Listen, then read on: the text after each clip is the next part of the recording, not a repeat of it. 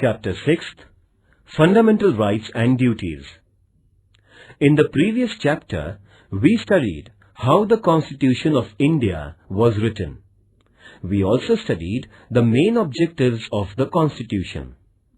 One way of ensuring that the objectives are achieved is to guarantee fundamental rights to the citizens. In this chapter, we shall study the rights included in the Constitution and why they are important. Introduction. Today, most countries, through their constitutions, grant rights to the citizens. The aim of such rights is to help in the all-round development of the people. Rights are necessary also for strengthening democracy. The fundamental rights, therefore, constitute a very important part of a constitution. I thought that uprisings in Tunisia or Egypt took place because those governments did not accept people's rights.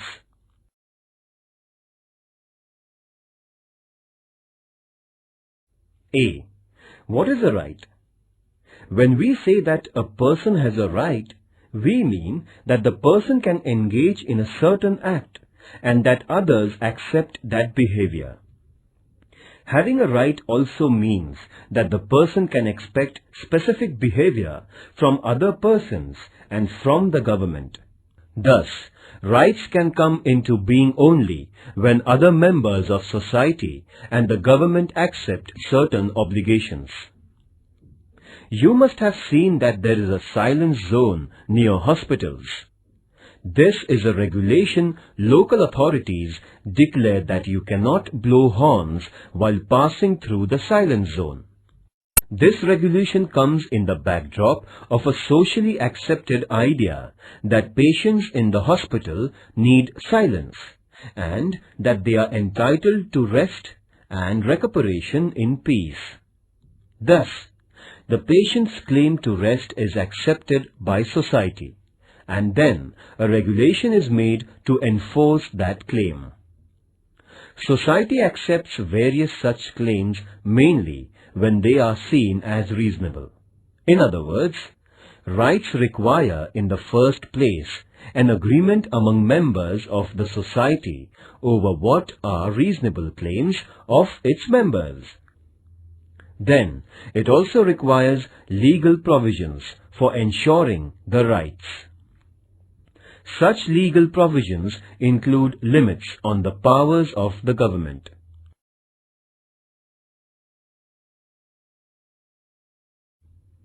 As you will learn later in Standard 10th, limits on the powers of government are seen as an important component of democracy.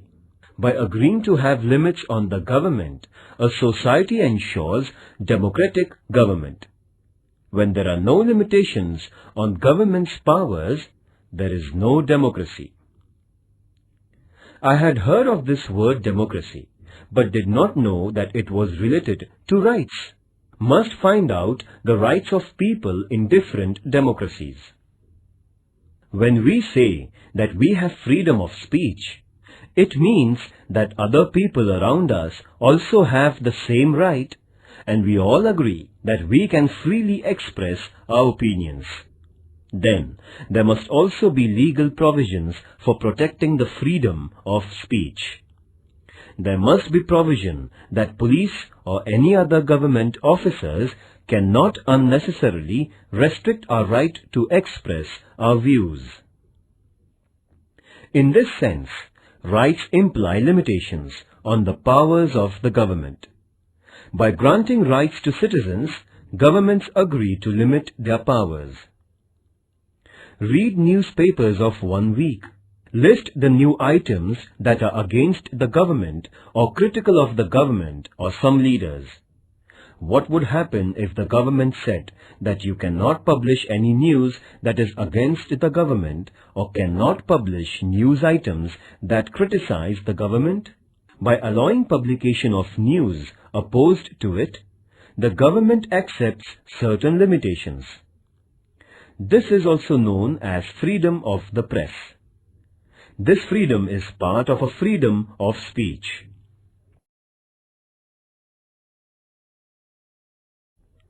But granting these rights was not an easy or straightforward process.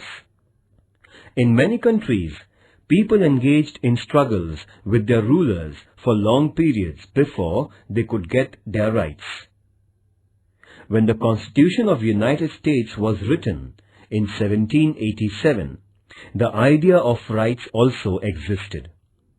But that Constitution originally did not mention any rights because makers of that Constitution felt that rights are already there and do not need mention in the Constitution. But on the demands of citizens, a Bill of Rights was subsequently included in the US Constitution, that is, in 1791. Since that time, it has become customary to include rights in the Constitution of a country. The Constitution of India includes a detailed list of rights. These are called fundamental rights. This means that these rights are of fundamental importance.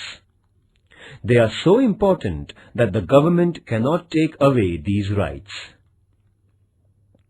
Long back in 1215, the British monarch had to agree to some restrictions over the monarchical powers. This agreement is famous as the Magna Charta, a charter agreed by the king. Even after this, there were many struggles in England between the people and the monarch. Those struggles resulted into many more limits on the powers of the king or queen. Ultimately, these struggles led to democracy and acceptance of citizens' rights. In 1776, the American people declared their independence from England. That declaration is known as the Declaration of Independence, in which it was asserted that certain rights of human beings were inalienable, meaning that nobody could take those rights away. Similarly, the French Revolution of 1789 also underlined the importance of rights through the Declaration of Rights of Man and of the Citizens. The French Revolution led to abolition of the monarchy and the rise of democracy in France. In what way rights are related to democracy?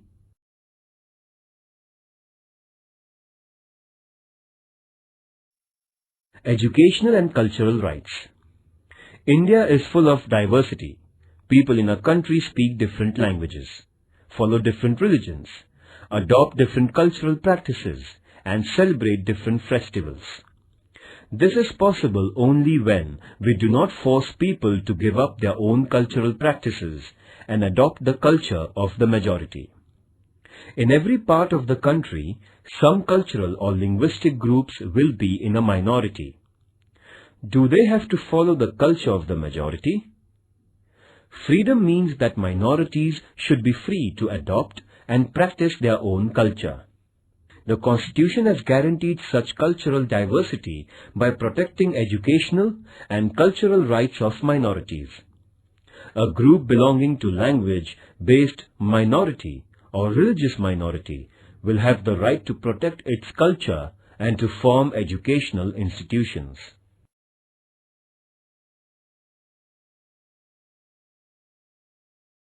B. Are fundamental rights mentioned in Indian Constitution. Even before India became independent, our leaders were aware that a future India must respect rights of citizens and that there must be a guarantee of those rights. When India was under British rule, Motilal Nehru, who was president of an all-party committee, demanded that the government must adopt a Bill of Rights, that is, in 1928. Before Motilal Nehru, Lokmanya Tilak had declared that Swaraj was my birthright.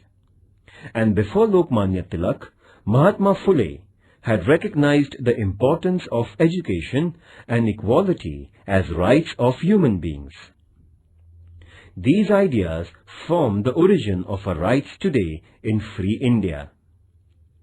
There is a separate part of the Constitution of India where fundamental rights are mentioned. These fundamental rights include liberty, equality, right against exploitation, right to freedom of religion, cultural and educational rights, and right to constitutional remedy.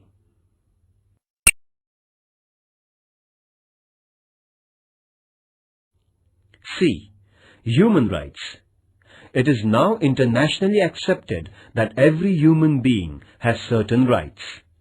These are described as human rights. It is also accepted now that human rights should be adopted and guaranteed by every country, and necessary mechanism for protection of human rights should be created. In the year 1948, the United Nations adopted the Universal Declaration of Human Rights, 10th December 1948. This day is celebrated every year as Human Rights Day. Later, in 1966, the General Assembly of United Nations adopted the International Covenant of Economic, Social and Cultural Rights, and many countries have signed that agreement. According to the international norm, India has created the National Human Rights Commission in 1993. The Universal Declaration of Human Rights lists many important rights. These include individual freedoms such as freedom of speech, movement, etc., right to equality, cultural rights, and freedom of religion. Besides this, Declaration also includes wide-ranging rights such as right to work, right to rest and leisure, right to education, etc. The purpose is to ensure a balanced development of every individual and ensuring equal worth of all persons. Dignity and justice for all of us, this is the motto of the Universal Declaration of Human Rights. Activity. Using Internet, find out countries that have adopted the Declaration of Human Rights. For information about the number of countries that have signed the International Covenant, access the UN website.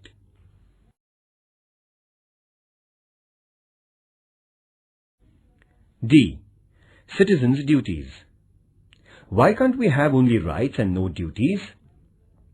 It is often said that rights and duties are two sides of the same coin. Do you know what it means? Let us take an example. Right to equality means that men and women must have equal status and equal treatment. Does this happen in real life? Unless all members of society respect this right and fulfill the duty of treating women as equal, this right will never fully come into being. Therefore, it is the duty of every citizen not to engage in domestic violence against women and to oppose ill treatment of women, because women are not treated equally and practice of female foeticide is prevalent.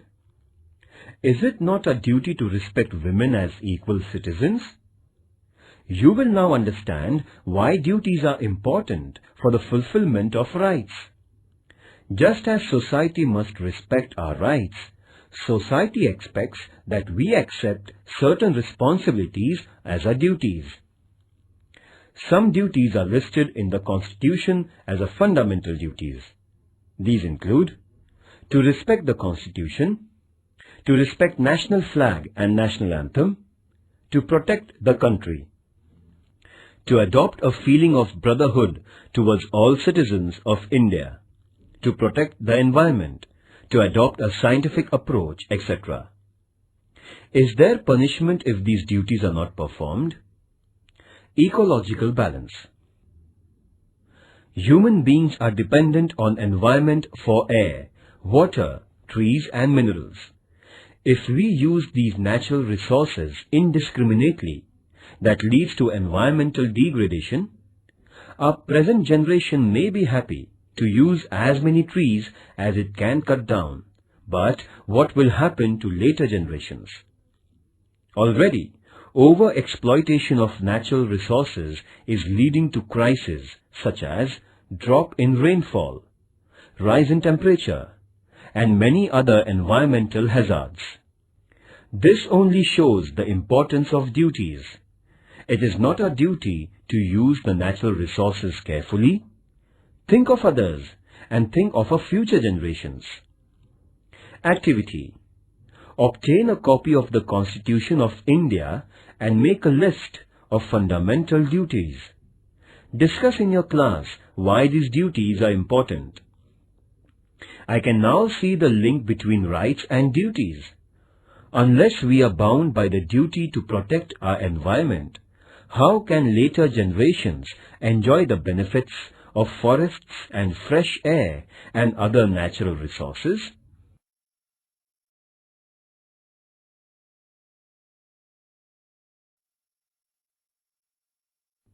Right to equality. Democratic government means that the government is not arbitrary. It works according to rules and regulations. But what if rules were only applied to some people and not to some others? It would still be an arbitrary government. Therefore, there must be the same rules for everyone. This is the principle of equality before laws.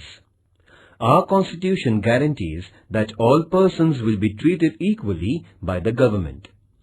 Equality means that persons will not be treated differently just because of the gender, religion or caste, etc. Right to equality also means that everyone will get equal opportunities. Remember that there are many inequalities in our society, and to remove those inequalities is the objectives of our Constitution. Therefore, it is the responsibility of the government not only to treat all persons equally, but to implement policies that will bring equality in our social relations. You may have heard about reservation of seats in school and college admissions for women or persons of weaker sections. This is an example of government's efforts to bring equality. Right to equality does not mean only equal legal treatment. It also means that groups which are backward and traditionally discriminated against must get the opportunity to develop themselves and become equal in the true sense. Thus, right to equality puts a responsibility on the government to remove injustice and inequality.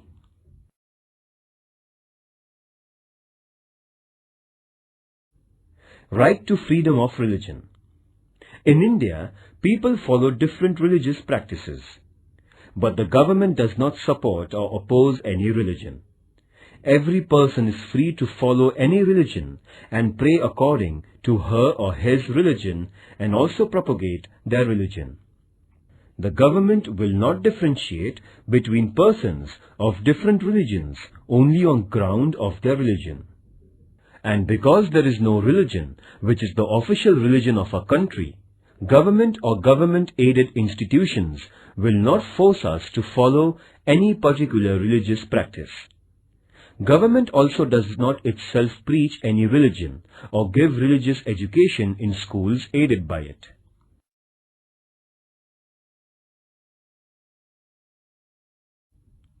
Right to information.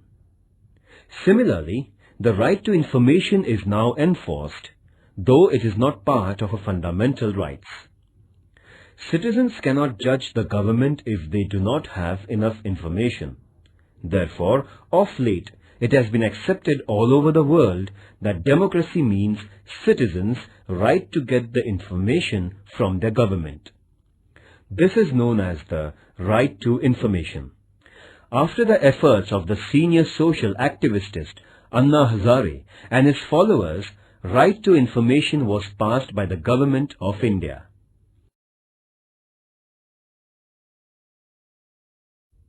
Right to liberty. Right to life is one of the most important rights of the individual. Our Constitution guarantees this right. It means that even the government cannot take away our life or cannot arrest us without reason and without legal procedure. But merely a guarantee of life is not enough. As human beings, we want to live a meaningful life. We want to do things we like. We want to develop our personality, follow our hobbies, pursue our own interests. For this to become a reality, we need an assurance that there won't be unreasonable restrictions on our personal liberties. Freedom of speech is one of the most important personal liberties. Besides, we have the liberty to form associations and organize meetings. We also have the freedom to move freely in different parts of the country and reside anywhere in the country. And we have the freedom to undertake any profession or business of our liking.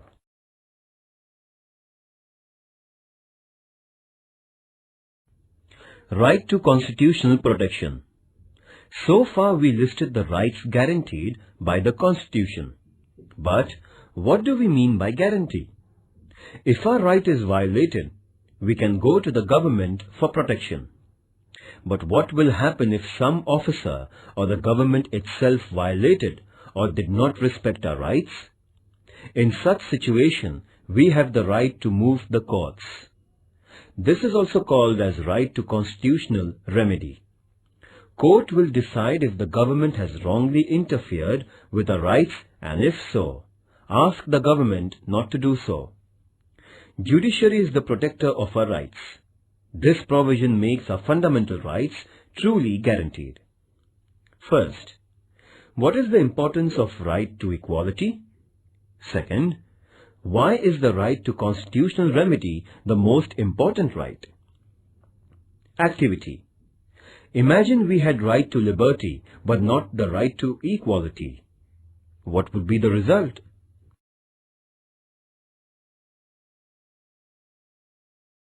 Right against exploitation.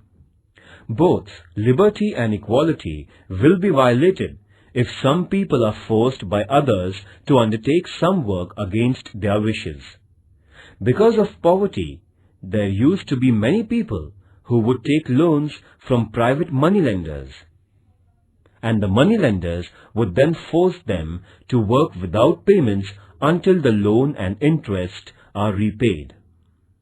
This practice was known as forced labor or wait. The Constitution has declared such practices as illegal. There will be no slavery in any form, and nobody will be treated as a bonded labor. Another fallout of poverty is that children from poor families are required to undertake work and earn money. As a result, children are sometimes employed in very hard and dangerous jobs, such as the job of making firecrackers. The Constitution has banned such practices because these involve exploitation of children. Children below the age of 14 years of age cannot be employed in hazardous jobs.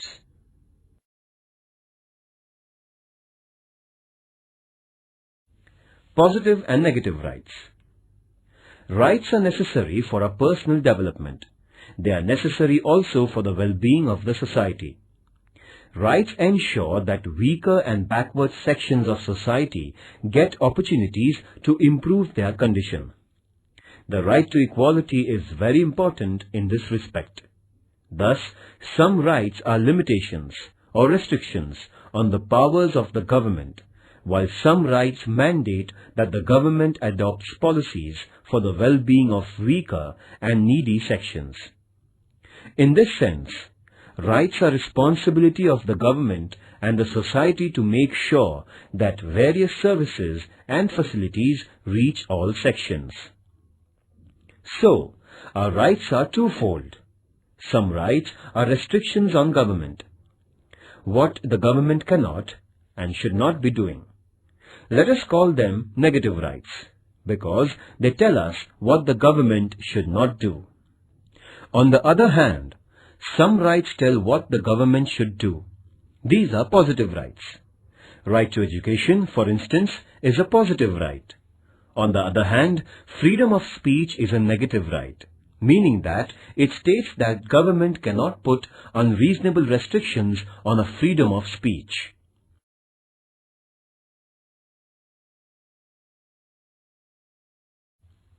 Other rights. The idea of rights does not stop only at fundamental rights. For instance, we know that citizens of India enjoy the right to vote. This right is not listed in fundamental rights, but it is part of our constitutional rights. Even after the Constitution was written, the scope of our rights has been expanded. For example, we now have the right to education. Under this right, all children between the age of 6 and 14 are entitled to education. Activity. Collect the information about right to education. Discuss in your class the importance of right to education.